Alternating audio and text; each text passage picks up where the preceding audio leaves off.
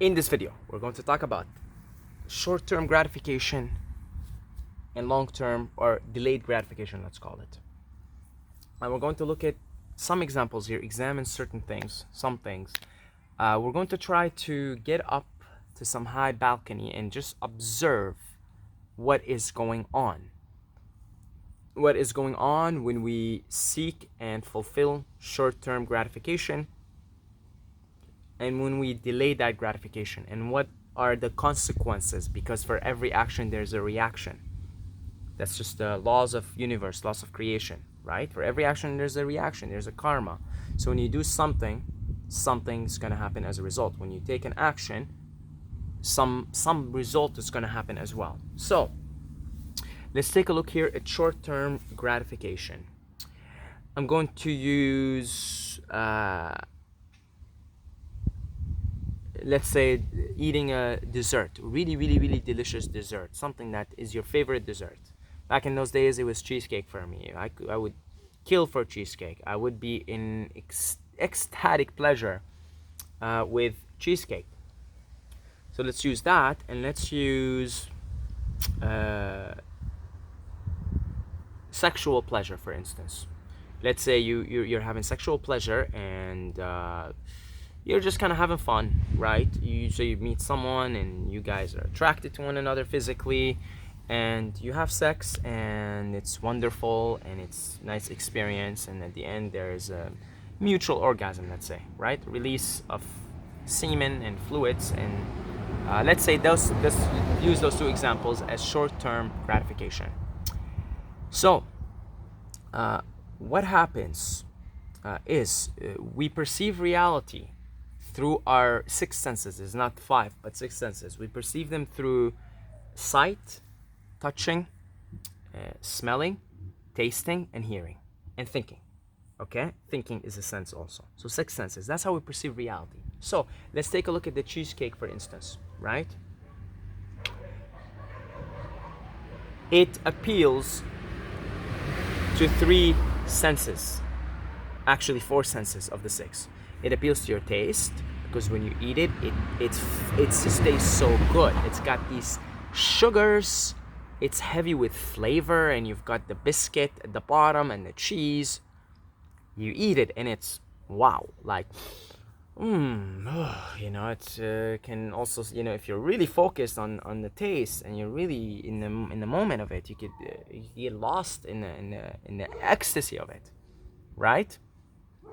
So it's delicious, it tastes good, it's sugary. Oh wow, it really appeals to the taste sense, which is one of the six senses that we perceive reality through.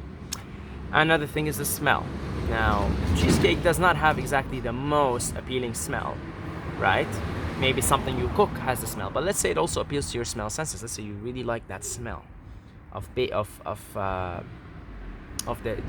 cheesecake, the jelly, the if you're doing blueberry, the smell of the blueberries and the cheese and the biscuits and all, and a better example for that stimulates the smell taste would be like cooking a really delicious meal, right? It's got all these aromas and spices. Nevertheless, that's the second sense being also stimulated with that experience. The third one is sight. Food, many people look at food as art, and they put it together as art. And I know quite a bit of people that actually enjoy the experience of making the food, putting it together in an artistic way, than the eating process. They enjoy more the putting together of the food. And that's understandable, because it appeals to sight. It appeals to your sight sense as well. You see? So, the fourth sense that's also being stimulated with this experience is the thinking sense.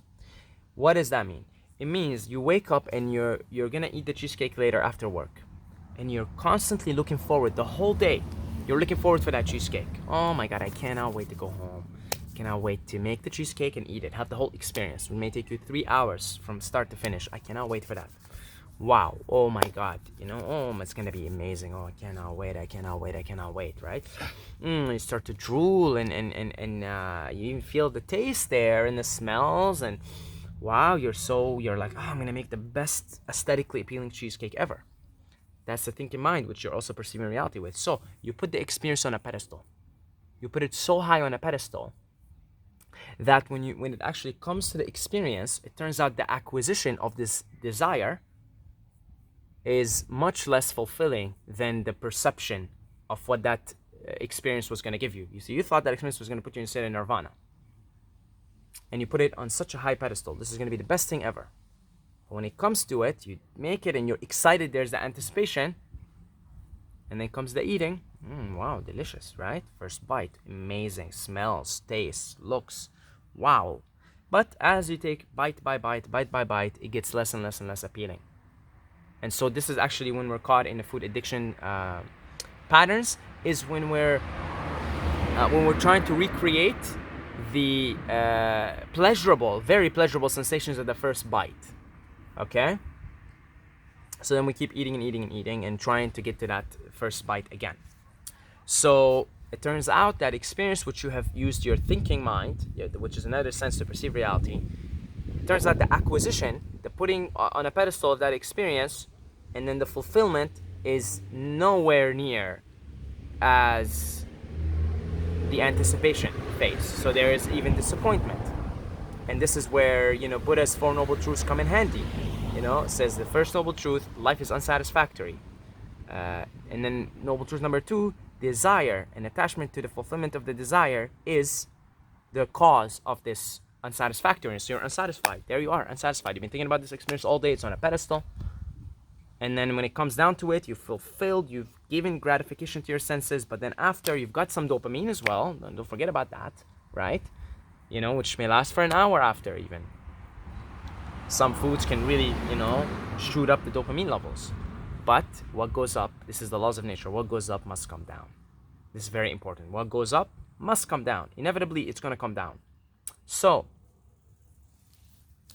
as you can see, you have gratified yourself in the short term, but you have taken away from something else, which is a state of well-being. Because what happens is if you keep doing that, so let's use another example, is having sex with somebody that you just met, and you guys want to just have fun, right? You want to get on with it, have fun, you're physically very attracted to one another, and you have sex, and it's very good sex, right? Very passionate, let's say.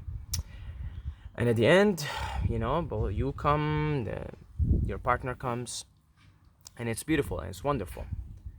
But then again, it's the same thing. What goes up must come down.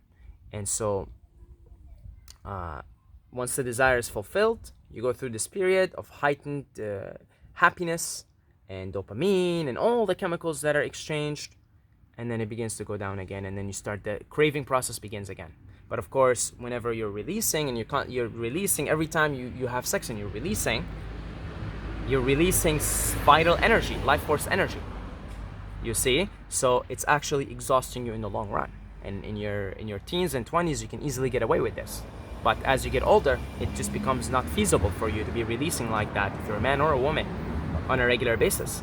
It's actually exhausting you, taking away energy from you.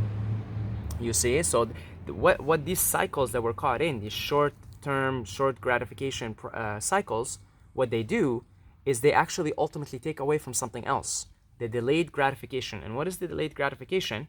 It's a state of well-being. It's not necessarily a state of ecstasy, because you can take drugs, short-term gratification, right? You could go drop some psychedelics and have a mind-blowing experience, or go to the club and take MDMA or ecstasy. It's called ecstasy for a reason.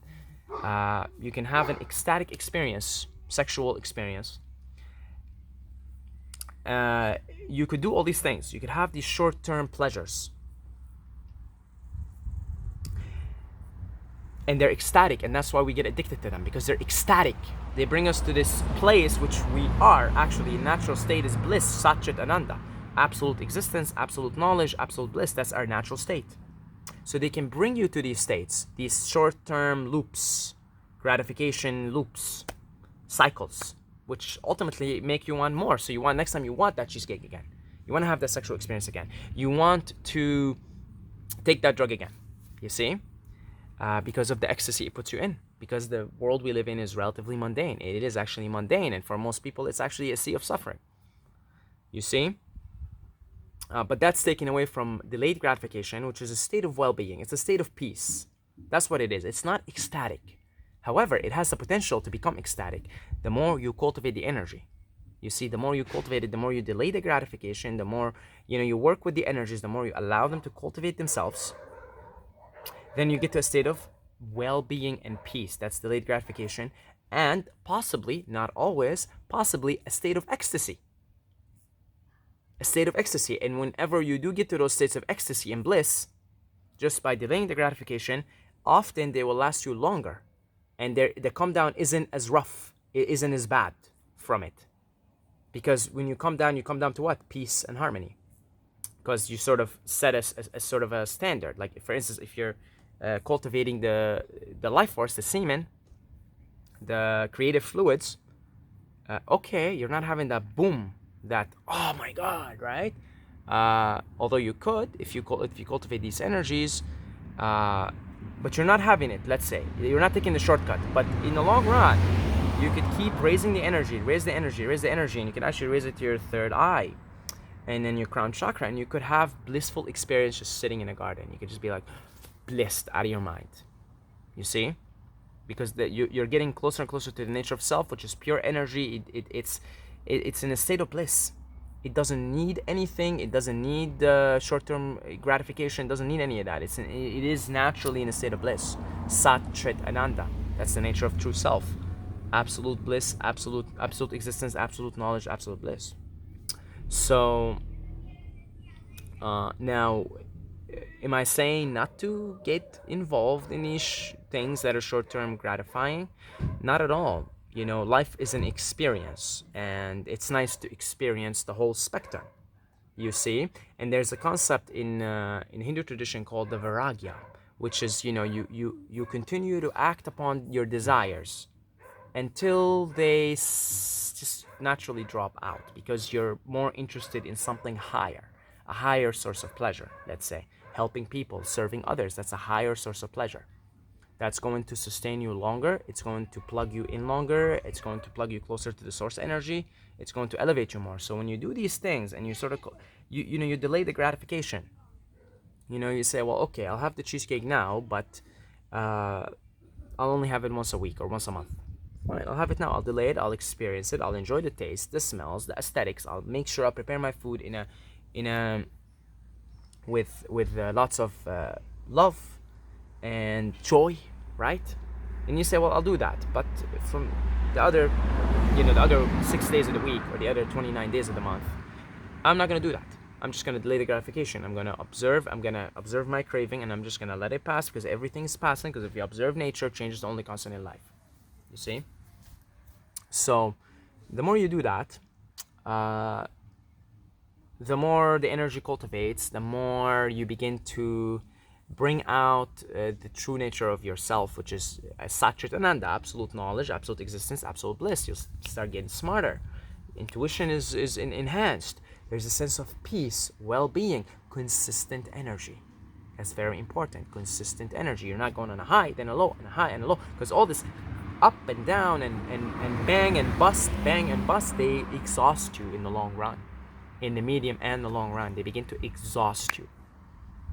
You see, if you're constantly getting in those loops and you're, eating those foods and right? The waste builds up in your intestines, the toxicity builds up in your blood, and then you'll see, like, you'll eat something, it stimulates you, like just coffee, for instance. Take coffee, pew, and then pew, right? Meat, same thing. It's got uric acid. It's a stimulant.